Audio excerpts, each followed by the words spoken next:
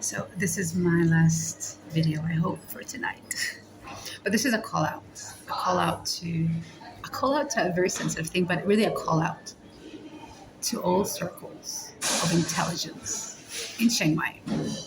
So these circles are usually called circles of intelligence. So they're usually people, expats usually, and of a background, of a police background, or of a military background, or of some kind of intelligence background. And they try to somewhat recruit you in Chiang Mai. So the past 2 months has been really not not fun, not cool at all. It's violating in every kind of level. But I would spot like a question mark. I'd always have a question mark of what is going on around here? Why is it being so odd? What are these people doing? Why do I feel like I'm being lured to something? And there's a lot of fear based on it. But really, what I wanted to say, and it's a call out to you, that I'm not interested in being recruited. I'm not interested in working. And I've said it so many times before. I said never for me. I do not need to. So you're going to have to stop it. They say I'll come in many different forms. You'll never know who. You can never guess who we are. It really doesn't matter. I'll feel it. There's a vibe. There's a definite vibe about it that it's a question mark, and your body shuts down. You're like, no. And it's not that. It's one thing to say a circle of intelligence, right? And you're doing good. I mean, you're protecting, right? Here, they use tools and methods that are very questionable. Very questionable. By no means is it going by the law at all. Not international law, and I don't think even law by Thai law. They're not following. And it violates. It violates law on so many levels. Privacy, criminal, in so many levels. And they use these tools to kind of lure you, to get you to say, oh, I'm cornered, I'm stuck, I'm in trouble, help me, and they'll come and help.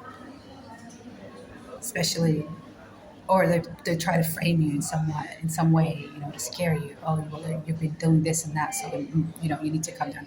It's by no means really a circle of intelligence as law. It must be a circle of intelligence. I don't know what, but I've had many incidents that's really very uncomfortable. People of pedophilia, prostitution ring. It was really uncomfortable. And being followed, being threatened, being seeing as if people trying to cover the roads, white vans, telling me I'll be trafficked. It's been a nightmare. And that's why you'd see all the videos. And I know the tool that I've been using, it's a tool that has been somewhat connected to the second group, Baruch in Israel, and my family that's been agreed to. So they're using the same method, but it's just not cool, and it's connected to monetary gains, leveraging. It's not right. And now they're trying to scare me again as I'm leaving.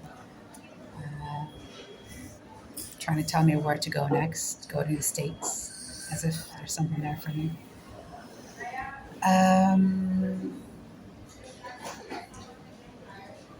So it's just for you. It's a no. Please leave me alone. Don't put me in a mental hospital. Don't jail me. Don't make me more problems. I don't need those. Just to say, it's just for you to say, yes, I did file a human rights violation. Yes, because it did occur. And I'm going to file even a cyber attack report because it is happening. Just stop it. And I have to say, past maybe a couple of weeks, I just ran out of money. I didn't have money, and I was so scared of what's happening. I couldn't find the right type of work. And my PC was cyber attacked, like hacked, and emails would not be sent out. The connection would be stopped on purpose. And so, whatever email, whatever potential employer would be there, I would almost not hear back from them. And some would say, okay, no, as if somebody had already contacted them. And then thirdly, being surveillanced.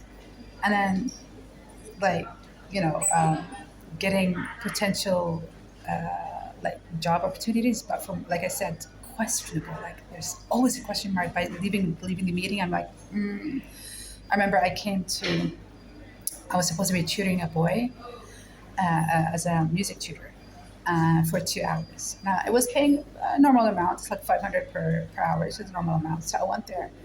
I met the mom and she seemed okay, but there was a question mark as I was leaving. I'm like, I asked you a question about what you expected from the tutor. As a mother, you would say, I would really want him to have this and so and so. But she didn't even bother. She just looked at the boy and she's like, what do you want? And I thought, I left with that question. You always leave with a question mark. Didn't sit right. And so when I got there, uh, immediately the apartment for me was a big no-no. That's not an apartment of a family. There's something very odd here. And I sat down and then weird things started happening. I finished the 2 hours. My skin crawled. I wanted to get out as soon as possible. But I was also I was in a bit of a shock, actually. And as I was leaving, became very clear. It was planned. So I wrote her. No, I think I blocked her, actually. Another job opportunity came from a teacher, actually. And I just by coincidence passed by her and I said, oh, do you need English teachers? And she said, no, not now, but give me your number, maybe perhaps. A couple of days later, a week later, she calls me and she's my sister, said that she met you and she wants you to tutor somebody, a few kids. I'm like, yeah, sure. We agreed on a price and agreed on the time. And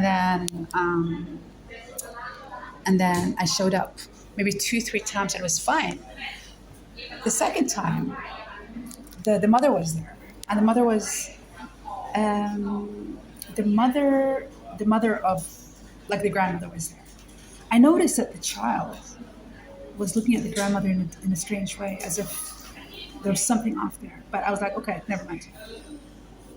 And then the grandmother gave me, like, the first time we met, like a bag of three mangoes, very delicious mangoes. And I was like, okay, that's nice, but it's a bit much, I could have just taken one, but sure, I'll take it. And then the third visit is when I started getting uncomfortable. The whole day was very uncomfortable for me. Many people following and stuff like that. So by the third day, I came and sat down. And then she was talking to the girl. And I was sitting down as if, like this, kneeling. And she said, no, girl, don't lie down. Don't slouch down. Don't lie down, sort of. Put your back up. And she pushed her bum out as if sitting the way I was sitting. And she held me from the back. And the fact that the child was right next to me, and she even thought about something like that, was very disorienting. I felt rage because I understood. She kept trying to come into my space to make it okay. She kept going out. And then she came back, and I immediately knew that something was waiting outside for me. I took the money and I left. And surely enough, there were 2 white cars waiting for me outside. So, and apparently the child has 2 fathers, which means,